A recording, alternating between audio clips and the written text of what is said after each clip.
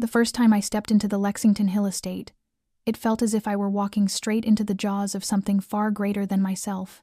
Thunder rumbled across the sky as I stepped off the last bus of the night, and the second-hand dress I had bought at a flea market was drenched within a few steps along the cobblestone path leading to the house perched precariously on the hillside.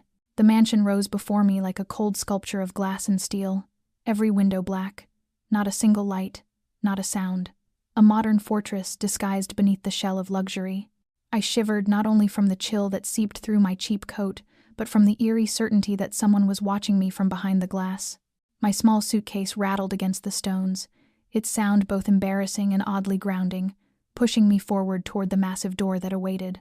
I had no idea what I was doing there, why I had been chosen, or what kind of man I would be working for. All I knew was that I had taken the job because I had no other choice. The hospital had rejected me for the empty spaces in my resume, and the medical center never called back after the interview.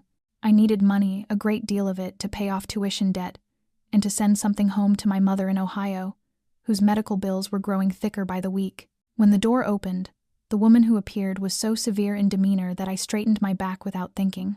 She looked to be around 50, dressed entirely in black, her face expressionless, as if the house itself had given birth to her. Her name was Mary, the manager of the entire estate, and she was the only person I was permitted to receive direct orders from. I was not to go upstairs unless summoned, never to cross the west hallway after 10 at night, and under no circumstance was I to ask questions about the master. My throat tightened at that word, master. All I knew was his name, Grant Whitmore, 36 years old, founder and head of a private security and investment firm I had never heard of, though Google claimed it was worth hundreds of millions of dollars. As Mary led me down the main corridor toward the staff quarters, I caught the scent of new oak and cold metal. The walls were lined with abstract paintings in shades of gray and black. No family photos, no personal items, nothing human. Everything was spotless, almost sterile. But it was precisely that emptiness that made the place feel so unnerving. Something was wrong here. I couldn't name it. But the house felt alive, like a massive creature, and I, a tiny organism, had just stepped into its stomach, waiting to see whether I would be digested or survive. Mary opened the door to my room and said only one sentence. I was to begin work at 7 in the morning. The door closed behind me with a sharp metallic click.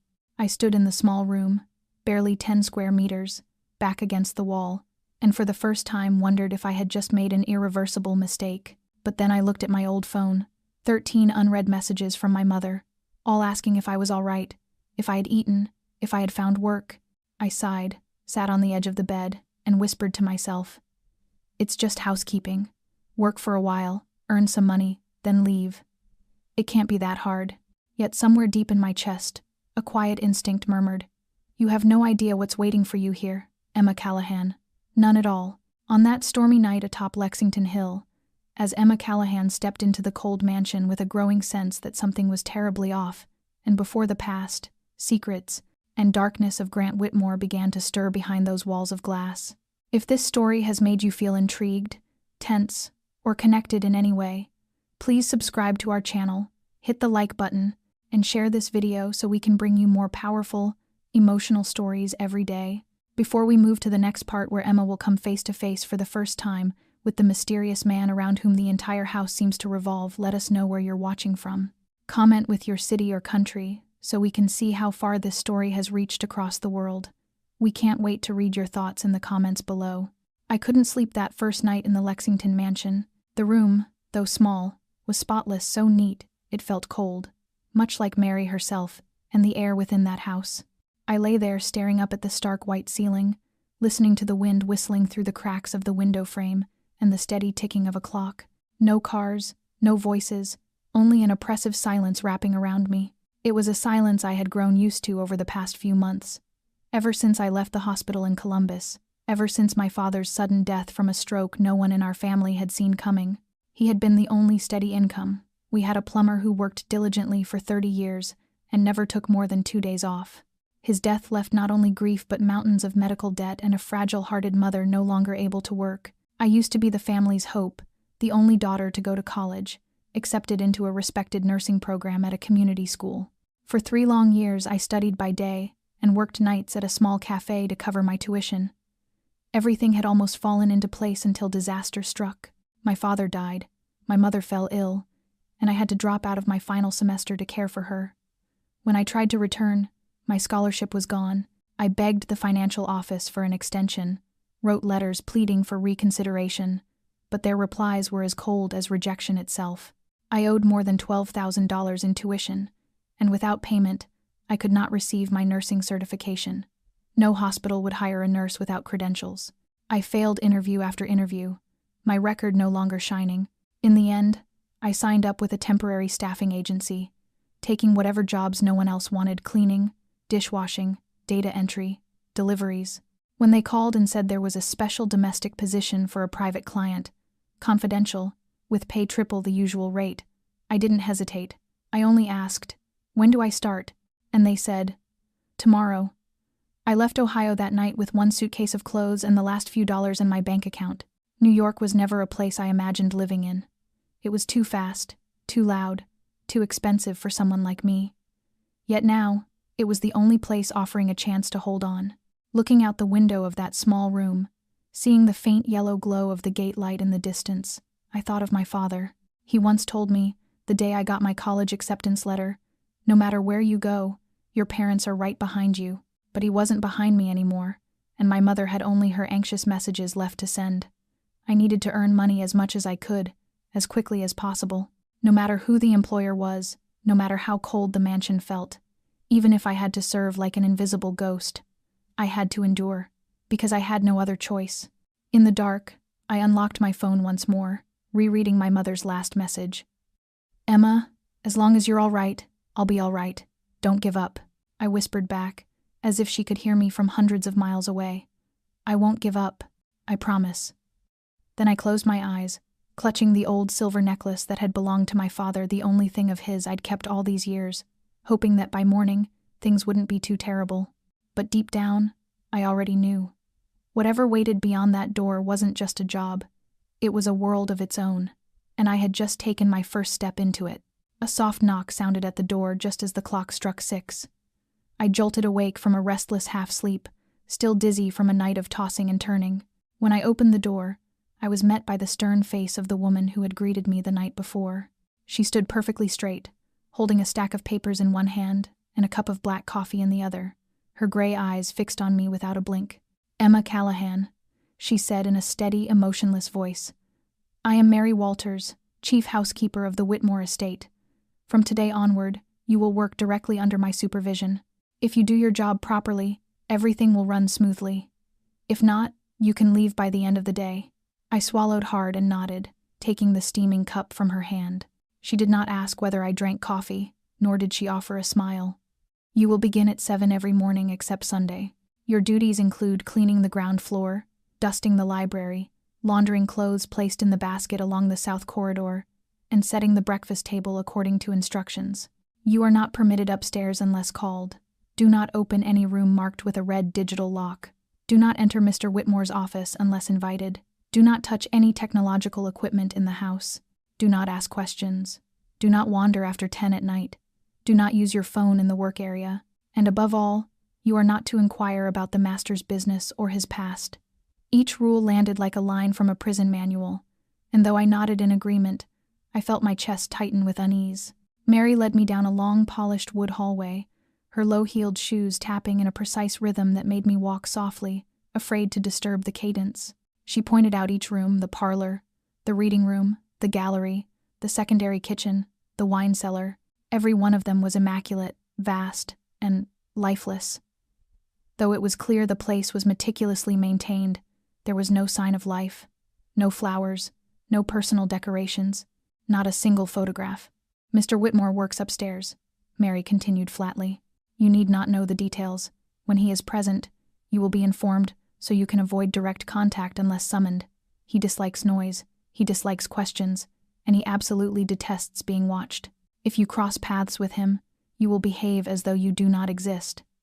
I hesitated, startled. "Understood," I said softly. "But if he speaks to me, what should I do?"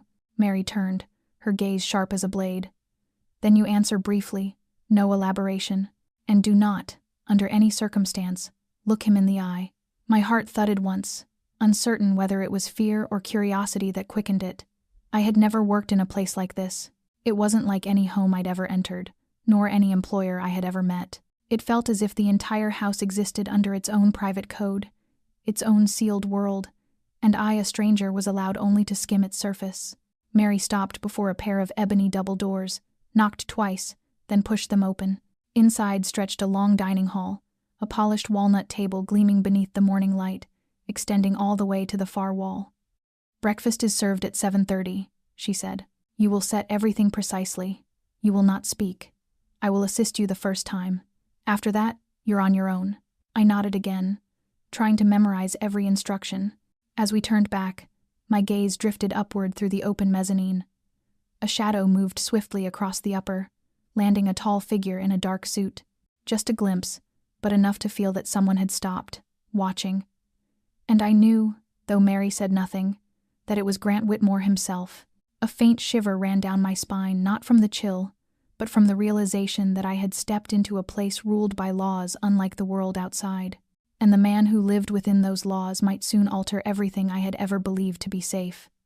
I did not see the shadow on the second floor again for the rest of that morning. Mary kept assigning tasks in her flat, emotionless tone.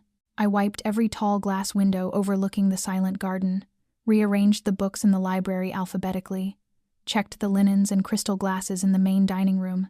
Every step I took was careful, measured, as if afraid to disturb the stillness that pressed down on every corner of this place. Yet no matter how I tried to focus, my thoughts kept circling back to him, the man who owned all this silence, the figure I had only glimpsed for a heartbeat, the eyes I could feel on me even when I could not see them. Near noon, Mary told me to organize the West reading room on my own, a space rarely used. I gathered misplaced books and bent to pick up a fallen tablecloth when the door behind me opened without warning. I heard the footsteps first steady, deliberate, unhurried, yet weighted with authority. When I turned, I saw Grant Whitmore for the first time.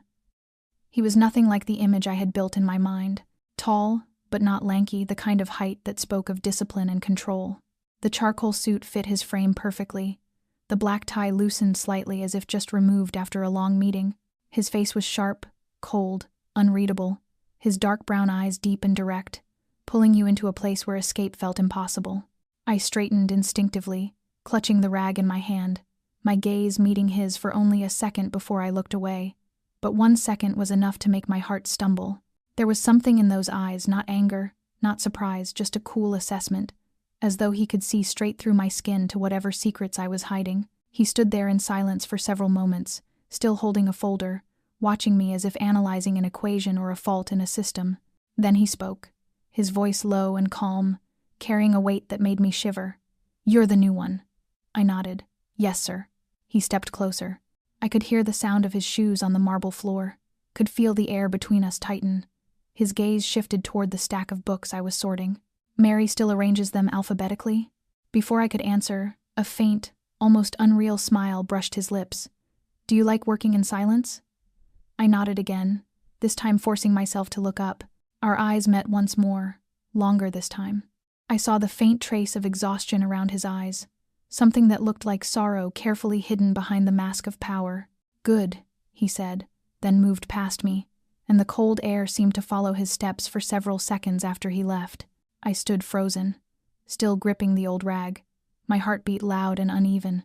There had been no threat, no impropriety, nothing overt at all. Yet I knew that from the moment his eyes met mine, something had shifted. Not much, not loudly, but deep and certain, like the slow drift of ice beginning to move, and I wasn't sure whether I wanted it to stop. After that first encounter with Grant Whitmore, the entire atmosphere of the mansion seemed to change, even though no one said a word and no sound broke the silence. He had simply passed through, spoken a few sentences, and disappeared behind the door leading upstairs, yet his presence lingered inside me, like a slow ink stain spreading through clear water. In the days that followed, I grew accustomed to the strict rhythm of the house. Mary appeared at the exact same time every morning, giving orders without a smile or a question. I became a shadow moving through the corridors, wiping, polishing, arranging each surface with meticulous care, as if the entire building were waiting for the smallest mistake to cast me out. But that very perfection made me curious. No speck of dust lasted longer than a day, No object was ever misplaced. Everything was maintained at a level of flawlessness that felt unnatural. I began noticing small details. The discreet cameras tucked into corners near the ceiling, the unmarked doors with coded locks that Mary always avoided, a reading desk that was dusted daily, though no one ever sat there. Something didn't fit in this absolute calm. One Wednesday morning, as I replaced the flowers in a glass vase in the main hall, I heard the faint sound of a piano somewhere deep in the house. The melody was slow and mournful, not one I recognized. I froze, letting the notes seep into my chest like a forgotten breath stirring awake. But just as I turned toward the sound, it stopped abruptly, as if the player had realized they were being overheard. I pretended to return to work, but I knew the music hadn't come from a radio or a recording. It had come from someone alive, someone sending their sorrow through the keys, hidden somewhere within these walls. That afternoon, while dusting the shelves in the library, I found a folder wedged between two old books. I opened it and saw detailed blueprints of surveillance systems, with handwritten notes listing room codes, abbreviations for restricted areas, and one line underlined in red, "Hidden access point not to be disclosed." My heart pounded. I slid the folder back where I had found it, afraid to look again. But my mind began to spiral with questions that had no answers. Why would the head of an investment firm need such complex surveillance systems? Why did a house so quiet echo with the sadness of a living piano? And why did Mary, who seemed to know everything, avoid any mention of Grant with such unwavering silence? I tried to remain calm, to do my job, to act as though nothing was wrong, but inside, a tension built like a string pulled too tight. Every step I took now carried not just cleaning tools but awareness, listening, a growing curiosity. I knew I wasn't supposed to care, wasn't supposed to ask, wasn't supposed to wonder. But how could I not, when everything around me whispered the same truth? Something here was hidden, something not meant to be known, and that secret drew me in, not from idle curiosity, but from a quiet certainty that whatever answer I found might change my life entirely.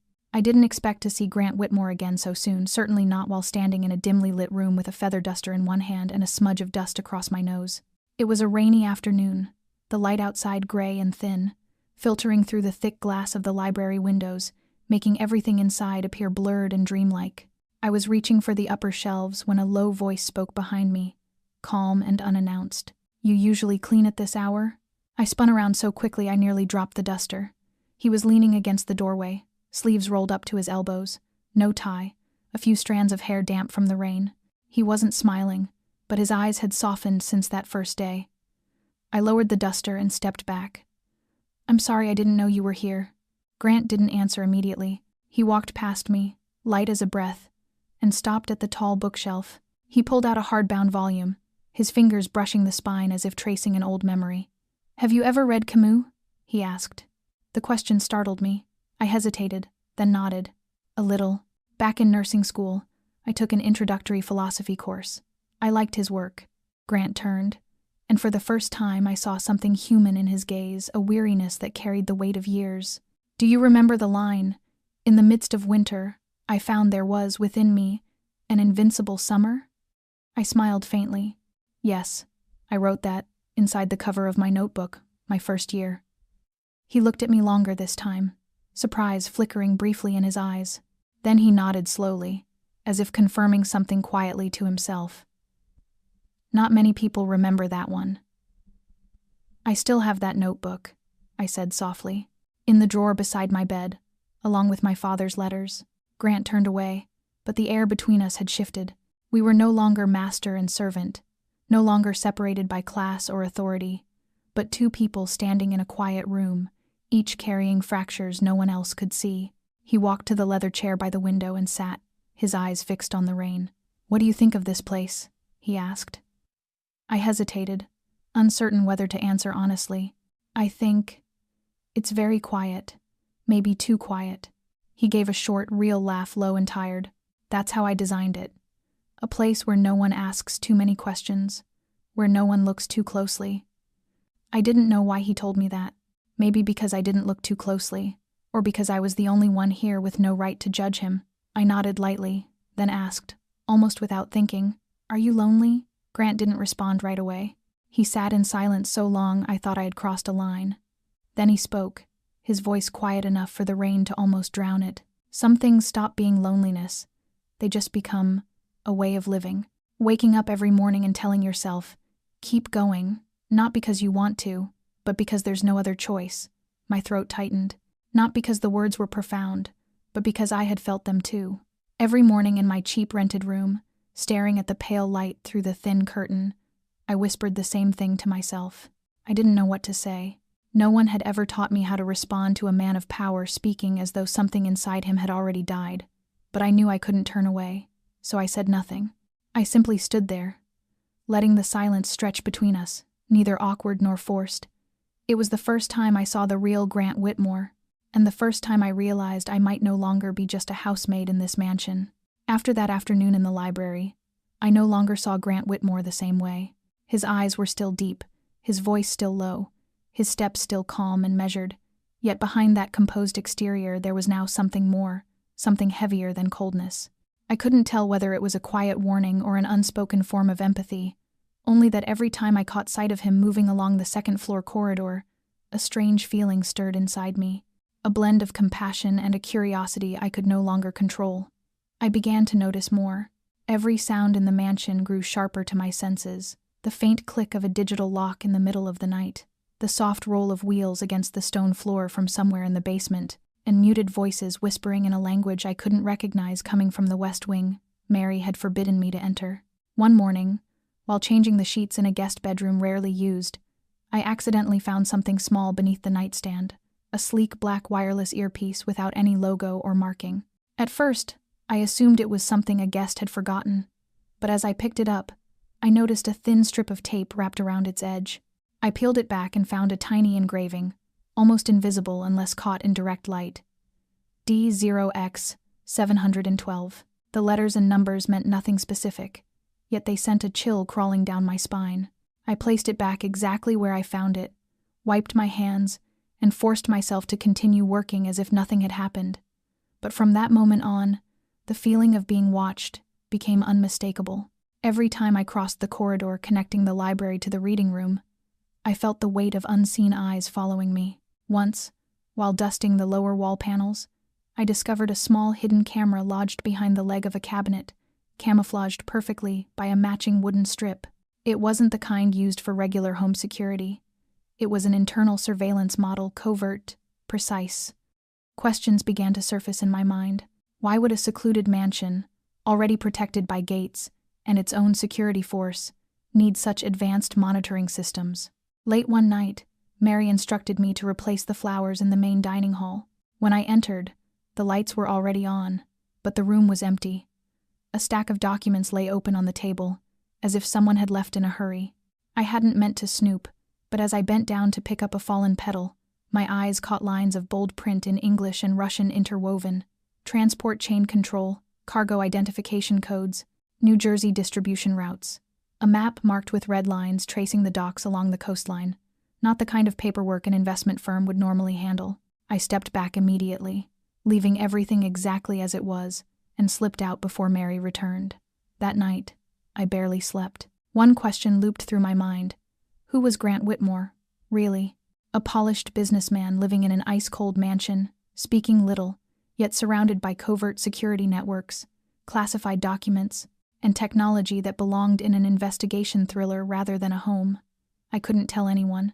Mary was far too sharp to believe any innocent excuse, and my phone was restricted, with the Wi-Fi password change daily access denied to all staff. I was completely isolated in a world where everything appeared lawful on the surface, but operated beneath by another order entirely. Yet what unsettled me most wasn't the strangeness of this place, it was myself. Because even after all these signs, I hadn't left. I stayed.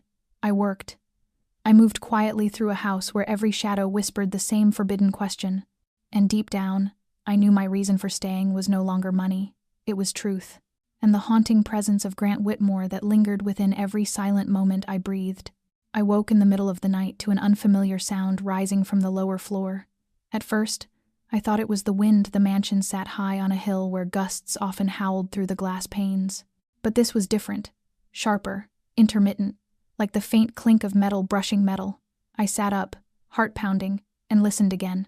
There it was, the creak of a hinge, followed by a thin draft of cold air seeping through the crack beneath my door. I slipped on my coat, stepped barefoot into the hallway, and moved as quietly as I could, afraid to shatter the taut silence hanging in the air. The corridor was pitch dark except for the faint amber glow from a lamp at the top of the staircase, spilling across the polished wood floor. Mary was nowhere to be seen, nor was the usual night guard. Everything was still so still I could hear my own heartbeat thudding in my ears. I was about to turn back, convincing myself it was only my imagination, when a sharp crash echoed from the kitchen below, as if something had fallen to the floor. I froze for a second, then hurried down the stairs, my hands trembling. The kitchen door was ajar, a thin beam of light stretching across the stone tiles. I pushed it open slightly and saw a stranger rifling through a cabinet. He wasn't anyone I'd seen before in the mansion, dressed in black, cap pulled low, face uncovered but entirely unfamiliar. Instinctively, I stepped back, but the door behind me creaked. The man spun around. For an instant, our eyes met and I knew I was in danger. He lunged before I could scream. But only seconds later, a cold voice cut through the air behind me. "Stop," Grant's voice. The intruder froze mid-motion, turning his head.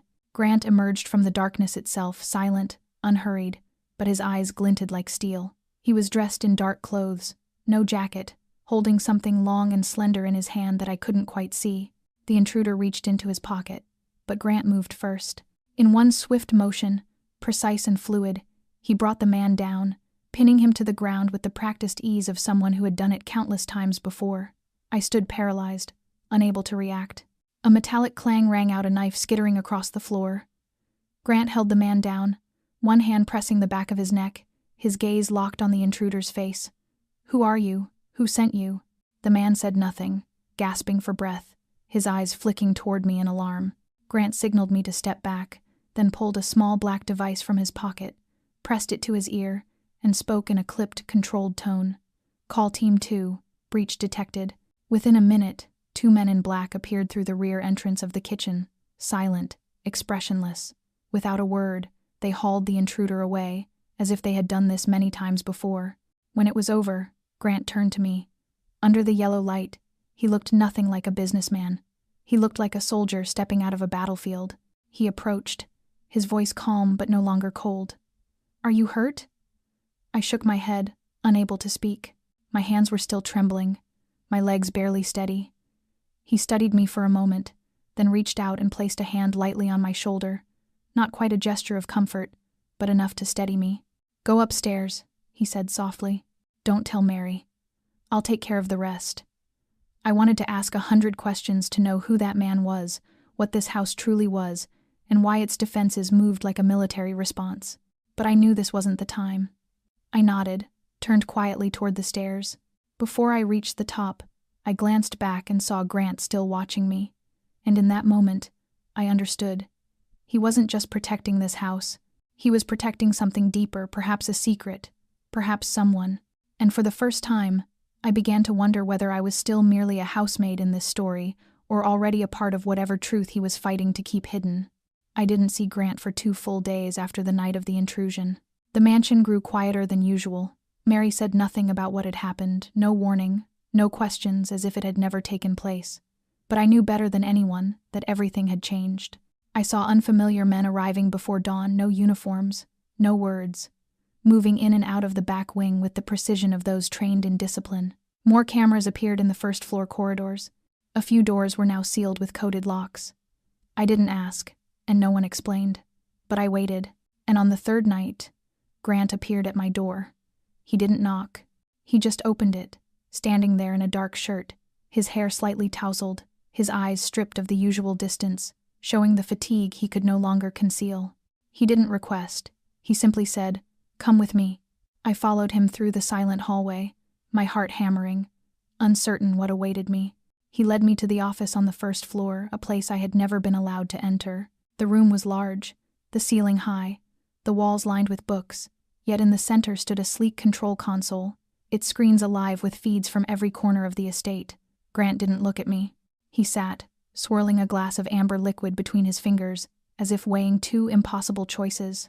He didn't ask if I wanted to hear. He just began. The man that night wasn't a random intruder. He was one of mine, a former partner.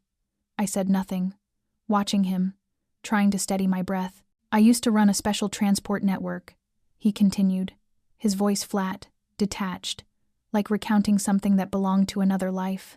Not legitimate shipments, not clean money. We operated under an investment front, but beneath that was an entire infrastructure for transferring information, goods, and sometimes, he paused, people. The last word fell into the air like a drop of blood hitting cold stone. That was the world I belonged to, the one I built. But then something happened. A young woman was sold under the wrong contract. She wasn't supposed to be there, and I was the one who signed the final authorization. His eyes darkened. I still remember her face. It was like a slap to a conscience I'd tried to bury for years. He leaned back slightly, the light glinting off the glass in his hand. After that, I wanted out. But that world doesn't let anyone walk away easily. The people I trusted turned against me, and those I once controlled are now trying to control me. My hand loosened, nearly dropping the glass I had been holding without realizing. So those men? They were coming for you, I said quietly. They're trying to drag me back, he replied, because I still hold what they don't real leverage. Knowledge, connections that once kept them alive. The air between us felt heavy, too dense to breathe. I stayed silent for a long time, not from fear, but because part of me understood why he was telling me this. I didn't know if I should believe him, but when I looked into his eyes, I saw the exhaustion of a man who had lived in darkness for so long that even light had become something to distrust. "Why tell me?" I asked, my voice barely more than a whisper.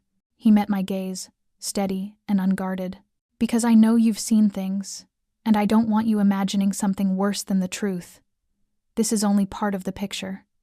There's more, but I'm not sure you want to know." I didn't respond, but I knew that from that moment on, the distance between us master and servant was gone. We had crossed into a space where secrets could no longer hide, and instead of walking away, I felt myself being pulled deeper than ever before. I left Grant's office with my mind spinning and a strange emptiness spreading through my chest. The night wind swept through the corridor, cold enough to make me shiver but not from the air, from the weight of what I had just heard, fragments of a shadowed truth he had chosen to place in my hands, as if passing to me a burden he no longer knew how to carry alone. I returned to my room, closed the door softly, and sank beside the bed without turning on the light. In the darkness, I could hear the beat of my heart, each breath heavy and uneven. I had always sensed something was wrong here. The hidden cameras, the untraceable documents, the strangers appearing and vanishing in silence, but I had not imagined human trafficking, deals so dark that mere proximity could destroy a life. I pressed a hand to my face, my mind filling with questions. Why me? Why was I chosen? Among hundreds, thousands of people who could have done this job. Was it because I was ordinary, quiet, easy to control, or because Grant had seen something in me I hadn't yet seen in myself? I should leave. Now. Pack my bag, call a cab, disappear, and never return. That was the logical, safe choice. But then I thought of my mother, of her growing stack of hospital bills, the tuition debt I still owed, the way her eyes dimmed each time we spoke on video, while she tried to sound cheerful, asking if I was doing all right. I thought of myself a girl with no degree, no connections, no real prospects beyond this mansion. If I left, what then? Go back to scraping by on temporary jobs, living day to day, terrified of the next unpaid rent? But staying meant stepping further into a place where right and wrong had long since blurred. It meant sharing space each day with a man who once signed papers that ruined a young woman's life, even if he claimed to regret it. I didn't know how much of him I could trust, yet I couldn't deny that somewhere deep inside, I didn't see him as entirely heartless. I'd seen the way his voice cracked when he spoke of that girl, the way his eyes softened when he asked if I was all right, and I had felt, just for an instant, the quiet ache of loneliness beneath his armor of control. I lay back on the bed, staring at the dark ceiling, my mind caught between choices with no right answer. Stay or leave, run or face it. I didn't know what was right, but I knew one thing with painful clarity since the day I entered this mansion. Not once had I felt at peace, and tonight, peace was the last thing I could find. I saw Grant again the next afternoon while tidying the library. He appeared at the doorway without sound, without warning. The soft light from the tall windows behind him bathed the room in pale gold, but his eyes were darker than usual. He wasn't wearing a vest, just a white shirt with the sleeves rolled up, the collar open, his tie gone as if he had walked out of a meeting and left everything behind. I froze, my heart skipping a beat when our eyes met. He didn't speak, didn't need a reason to be there. The air between us thickened, pulsing with something unspoken. I turned back to the shelves, pretending to focus. Though my hands were trembling, he walked toward me slowly, deliberately until he stopped just behind me. The distance between us was no more than the span of a hand. I could feel his breath against my neck, warm and steady, pulling me out of my own skin. I didn't turn, but I knew he was watching.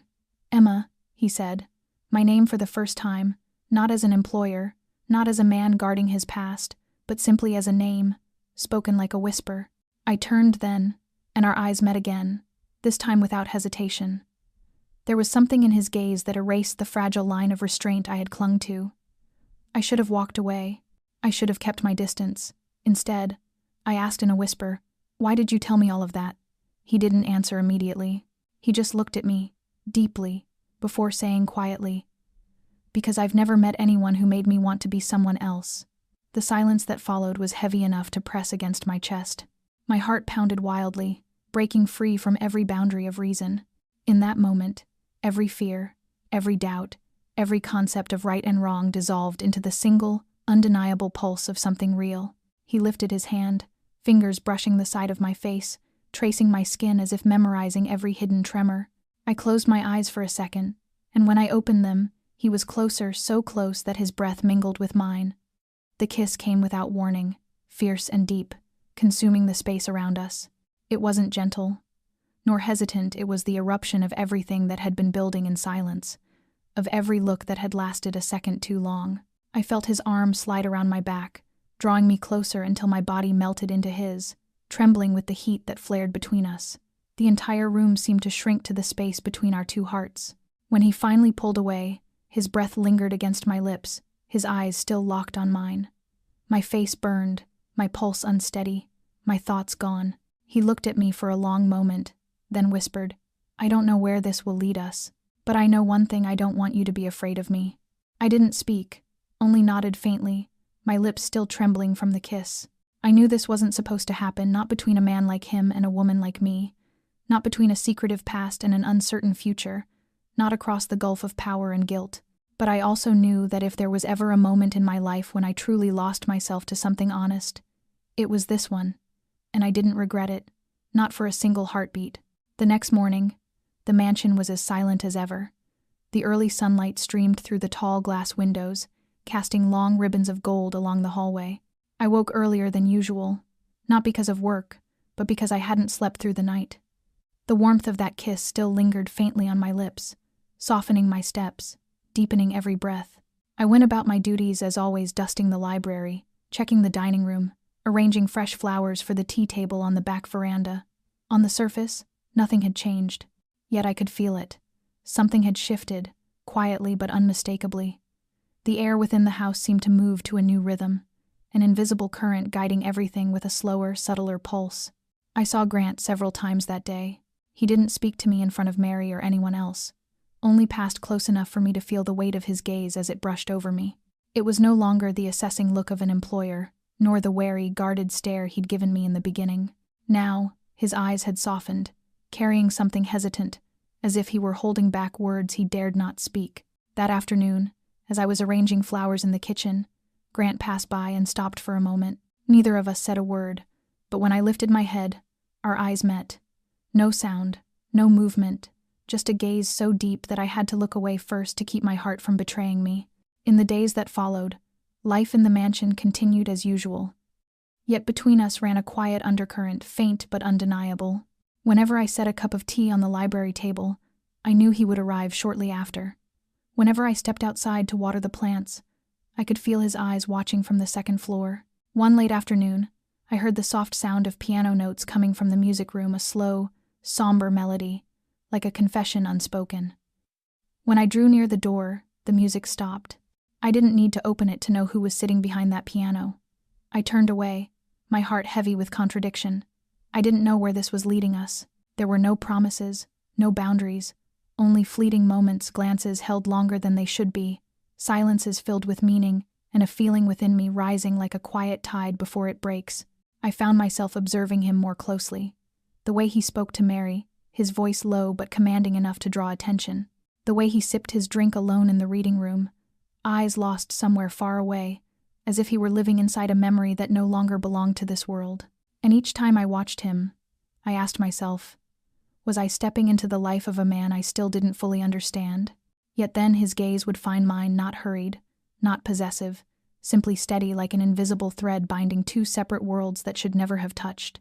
And I knew, even if all of this ended tomorrow, I would never be the same again. Because in a world of rules, precision, and control, his eyes were the one thing that made me feel truly alive. That morning began like any other.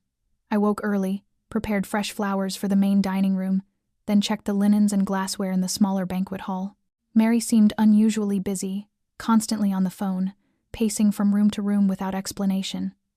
I didn't ask, only worked quietly, though a vague unease stirred in my chest, something unnamed but heavy. Near noon, Mary handed me a stack of documents and told me to bring them to Grant's office. It was the first time she had ever trusted me with something that looked important, and I hesitated before taking the files. As I walked along the second-floor corridor, my thoughts drifted back to Grant's eyes the day before. The piano music, the closeness that seemed to grow between us. But the moment I reached for the doorknob, a hand seized my wrist from behind. Before I could scream, a damp cloth pressed hard against my face, the sharp scent of chemicals flooding my lungs. I struggled, clawed, tried to twist away, but my strength ebbed quickly, the world fading into a blur. The last thing I saw was the crystal chandelier trembling above me before the darkness swallowed everything. When I came to, the air was cold and damp, thick with the metallic stench of rust and fuel that turned my stomach. My wrists were bound tight with plastic ties, my mouth sealed with tape, my body aching from head to toe. I was lying on a concrete floor inside a small, windowless room, its walls rough and gray, a single yellow bulb swinging weakly overhead. I strained to listen, dripping water in one corner, faint footsteps beyond the door. Someone was standing guard. I had no idea how far I'd been taken, only that everything had happened fast, too precise to be random. My fear wasn't the kind that made you scream, it was the kind that sank deep into your bones, cold and certain. I tried to recall the man who'd grabbed me, but my memory was fogged, fleeting. I only remembered a small tattoo under his wrist, a curved serpent's head. I had seen that symbol before. On the corner of a leather-bound file Grant had accidentally left open a few days earlier. So they knew. They knew I had seen too much. They knew I mattered to him. And this was their message. The metallic door screeched open, making me flinch. A man stepped inside, face uncovered, hair cropped short, his expression sharp and contemptuous. He looked at me as one might look at a broken object, then dragged a wooden chair across the floor and sat. Pulling his mask down, he spoke in English fluent enough, but with an accent that curled around the edges. You're not one of his people, but you made him lose control. You have no idea where you stand in this game. Don't worry, we won't hurt you, unless he disobeys. My hands trembled uncontrollably, not from fear for myself, but from knowing exactly what that meant. If Grant found out, he wouldn't stay silent, and that was what they wanted. The man leaned closer, his voice dropping to a hiss that slithered into my ear. He's the kind of man who'd sell his soul to win. But you make him hesitate.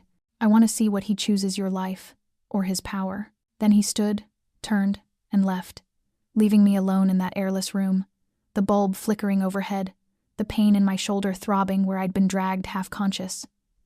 I didn't cry. I didn't scream. I just closed my eyes and repeated one name over and over. Grant. If he knew, he would come.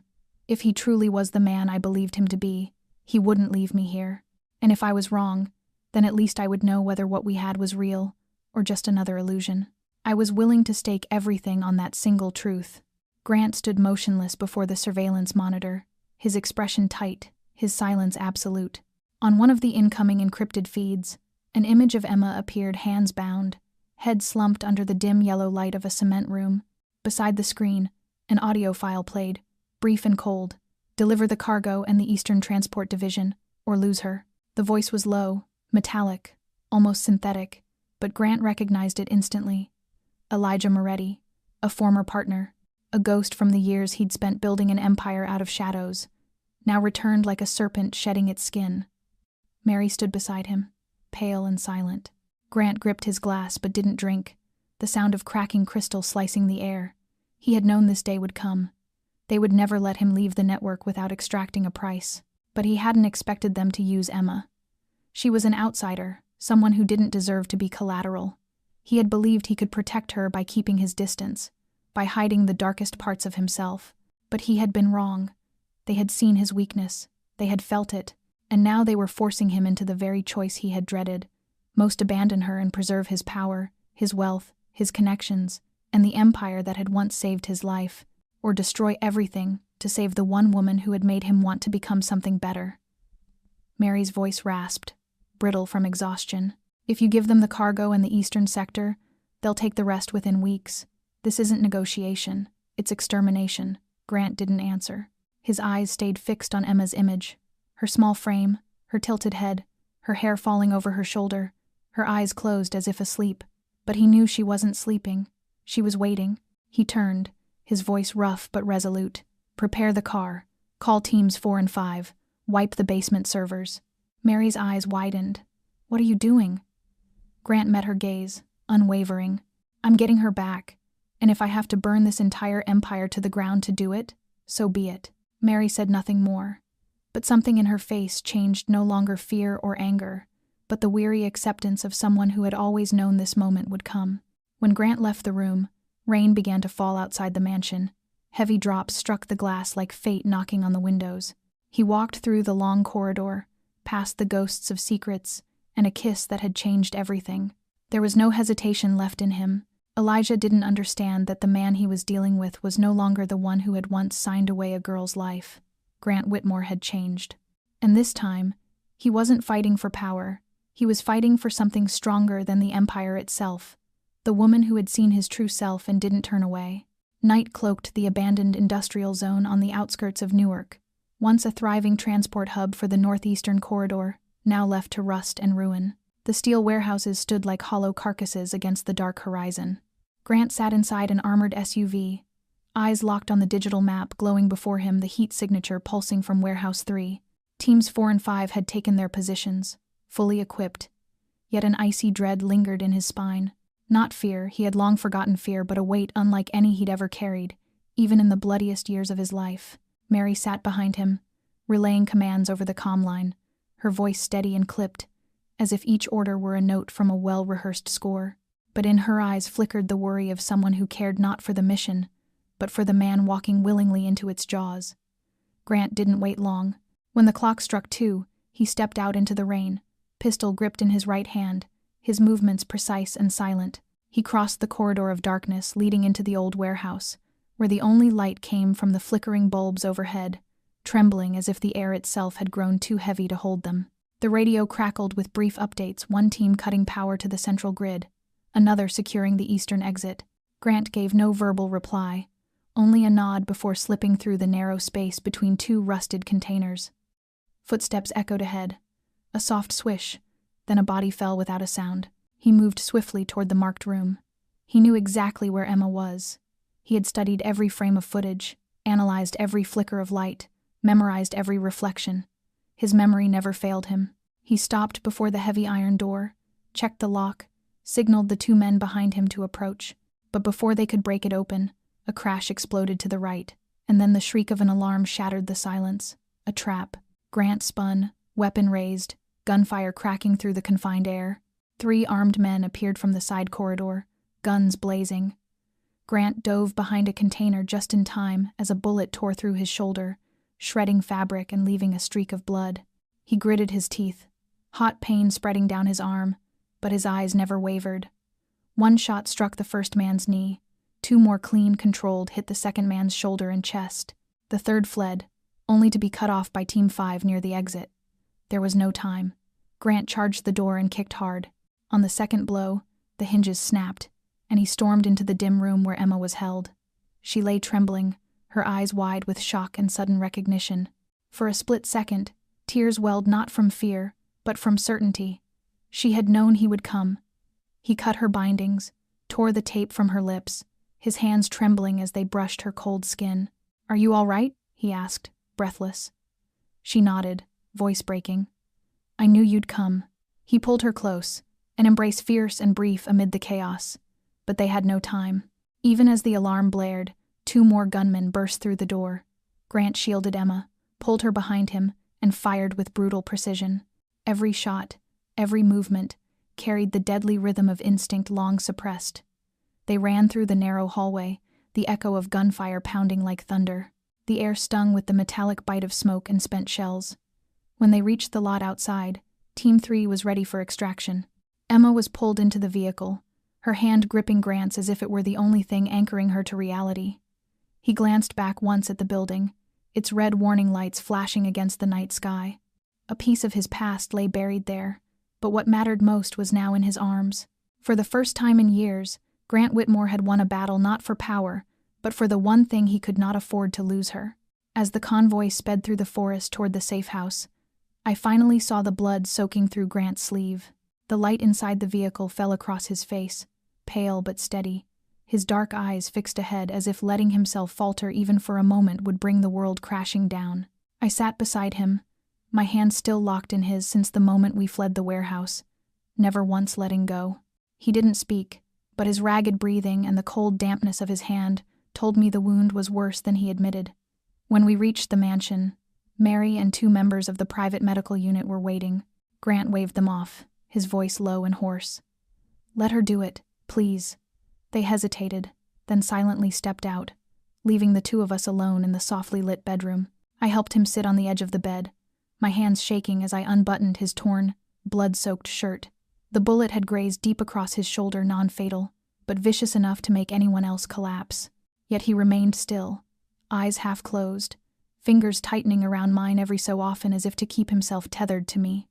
I cleaned the wound, disinfected it, and began to stitch it closed, my hands trembling, my heart pounding so violently I could hear it in my ears. For the first time, I saw him vulnerable not because of pain, but because he allowed me to see it. He didn't wear the mask of cold control, didn't hide the flinch in his muscles each time the needle pierced skin. And I, instead of fearing it, felt something inside me soften. Each stitch was like a word unspoken, as if the broken pieces of him were being mended not by medicine, but by my presence. When I tied the final knot and looked up, his gaze was already on me, steady, raw, and so human it nearly undid me. No music, no words, just his eyes, seeing me as though I had pulled him from a depth he hadn't realized he was drowning in. I sat beside him, silent. My mind still carried 1,000 questions about what I'd witnessed, about who he truly was. But I knew one thing for certain. The man sitting before me had placed his life in my hands, and somehow, I was no longer just the housemaid. I was the one he chose to save, the one he allowed to see his weakness, the one he trusted when everything else fell apart. He lifted a hand, hesitant, as though asking permission. I didn't pull away. His palm brushed my cheek, warm, steady, unforced. I leaned gently against his shoulder, feeling the bandage beneath my cheek, hearing the steady rhythm of his heartbeat. For the first time since stepping into this mansion, I felt peace. Not because danger had passed, but because I knew we were no longer 2 lost souls living in separate worlds. We had entered the same orbit, where every wound past or present finally had a chance to heal, beginning from this moment. Morning light spilled through the tall windows, bathing the room in gold. I sat by the small table near the bed, idly turning a cup of tea that had long since gone cold, my eyes on Grant as he leaned back against the pillows, his white shirt open at the collar, the fresh bandage peeking beneath. His face was paler than usual, but his gaze was clearer, softer, as though, for the first time in years, he could breathe without bracing himself for war. The silence between us was no longer distance, but a quiet bond born from survival.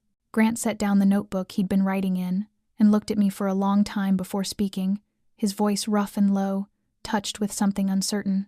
He said that last night was one of the rare times he hadn't wanted to be the man behind every plan, the one in control of every outcome. He just wanted to hold on to the one thing he couldn't command, couldn't buy, couldn't fake. My chest tightened as I listened, hearing in his tone a truth deeper than any confession. Then he asked without pretense, without the safety of metaphor, "Would you want to try? Us, not as master and servant, not as a temporary refuge, but something real, a relationship built on choice, not fear or obligation. I didn't answer right away. I looked into his eyes and saw exhaustion. Yes, but also a flicker of fragile hope, like a child reaching for something he's never been allowed to touch.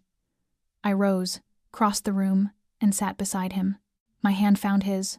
No words, just the quiet that healed more than speech ever could.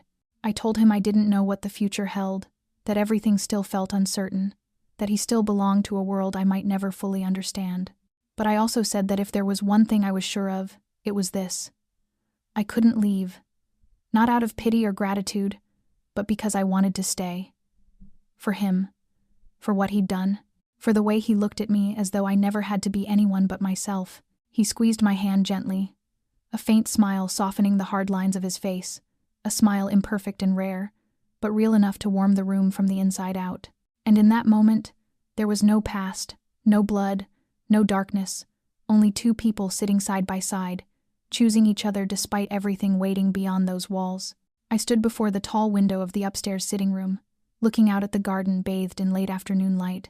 The trees shimmered in shades of pale gold, the wind moving through their branches like a soft whisper that refused to end. Yet inside me, there was no such calm. Grant's question kept circling through my mind all morning, gentle and inescapable. I had told him I wanted to stay, that I couldn't walk away. And it was true. But beneath that choice lay a tide of questions without answers. Grant was the first man who ever truly saw me, heard me, not for how I looked or where I came from, but for who I was, raw and wounded. Yet he also belonged to a world I had never imagined myself entering, a world of secret deals, silent bargains, where one wrong decision could cost a life. I couldn't deny the strange safety I felt when I was with him, though it was a paradox because the very man who made me feel safe was the same one who once made so many others afraid. I had seen the ruthlessness in his eyes when it was required, had witnessed the way he commanded everything around him with the quiet precision of a general. And I had also touched the fragility within him, the longing to be trusted, to be loved without needing to wear any mask. But could I live in that world? Who was I in this vast, perilous orbit of his life? A silent lover in the shadow of blood-stained decisions? A weakness that could be exploited at any moment? Or merely a fleeting distraction in a rare moment when his guard slipped? I wasn't afraid of him, but I was afraid of myself, of losing who I was inside the gravity of his world. I had once sworn never to let anyone decide my path again after years of drifting and survival. Yet now everything felt as if it were pulling me toward a place I had never dared to imagine. I turned back to look at the mansion behind me, a place that had once been a maze of secrets but had somehow become so familiar that every corner held a piece of memory. But could I truly stay, knowing what lay beneath its silence? What if the day came when the police stormed through those gates? Or if one night I awoke to find that Grant had not come back? I didn't know if I was strong enough to endure that kind of loss. Yet I also knew that if I walked away now, I would lose him forever. And that pain, I wasn't sure I could live with. Outside the window, leaves had begun to fall one by one, a quiet herald of a new season. Inside me, too, something was shifting, caught between love and fear, between the desire to move forward and the terror of taking the wrong step. I had no clear answer, but before giving him mine, I knew I needed to be certain of one thing, that I could still be myself, even while standing in the shadow of a man like Grant Whitmore. If that was true, then this love, fragile, dangerous, undeniable, would be the first time in my life I dared to risk everything without looking back. The candlelight shimmered against crystal glasses, casting a warm glow across the long dining table, where only two people sat facing each other in a silence so delicate it felt sacred. Grant wore a black shirt, sleeves neatly rolled, no longer the cold, sharp-eyed man I'd met in the hallway months ago. His gaze was softer now, quieter, yet still unwavering beneath the calm. I sat opposite him in an ivory silk dress that Mary had laid out earlier that evening, feeling as though I'd stepped into a dream somewhere between reality and something unnamed.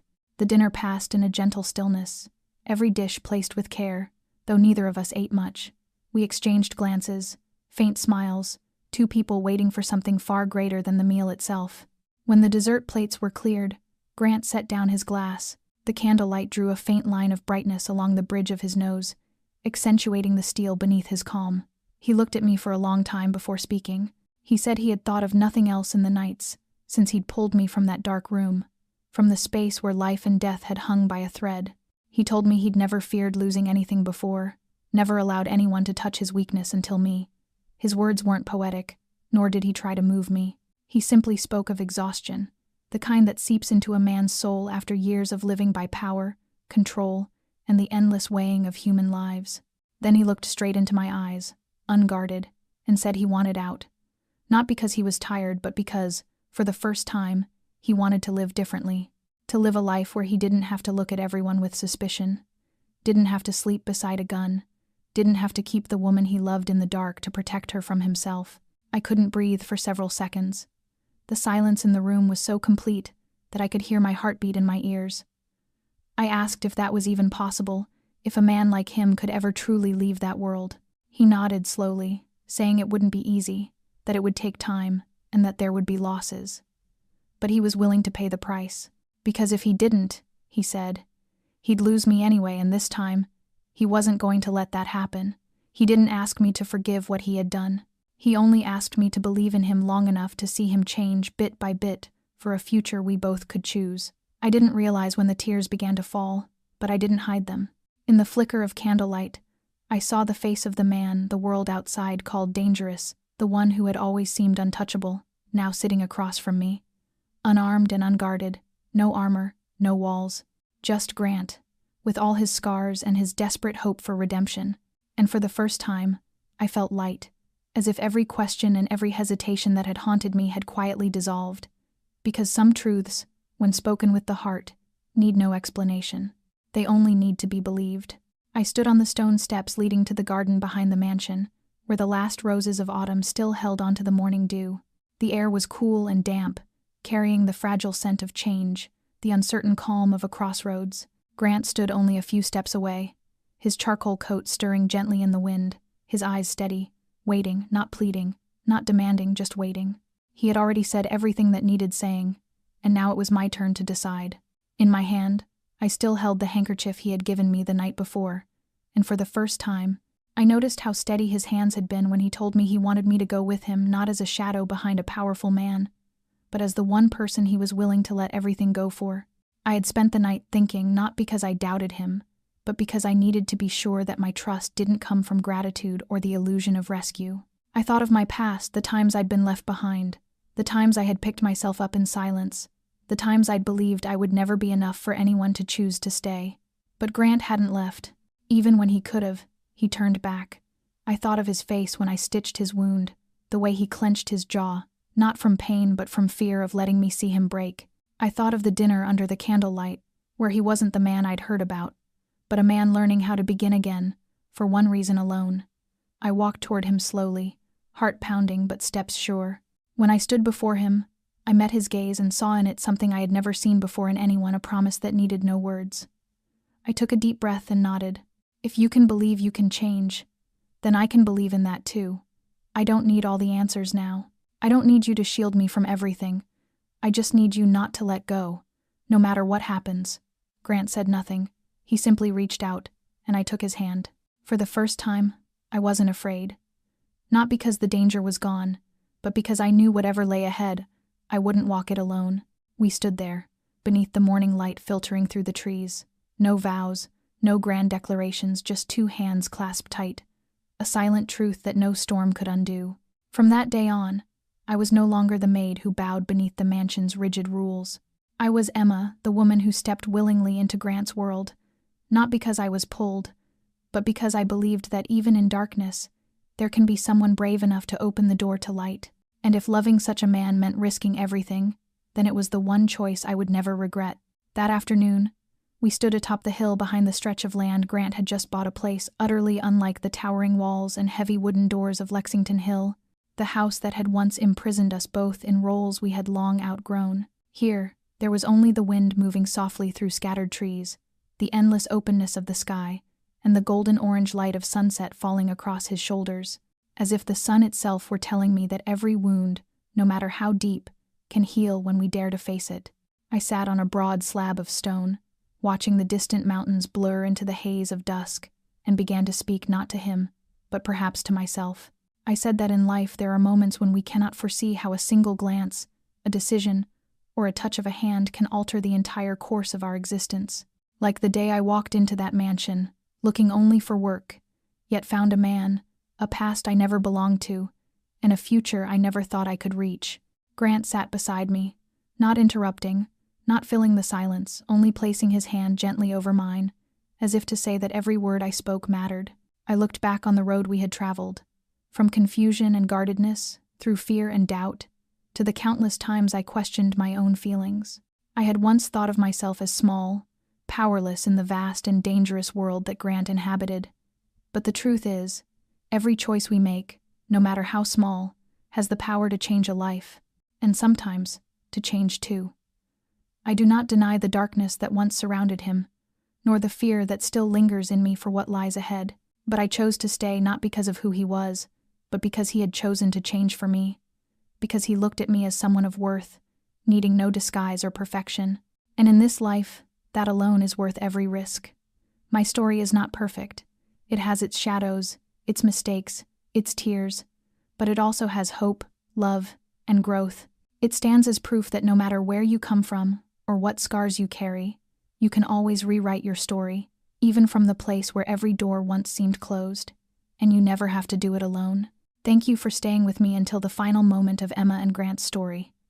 If this story moved you, reminded you of someone, or of a moment in your own life, please share your thoughts in the comments below.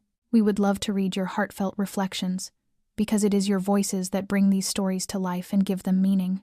How do you feel about Emma and Grant's journey? Have you ever faced a choice that changed the direction of your entire life?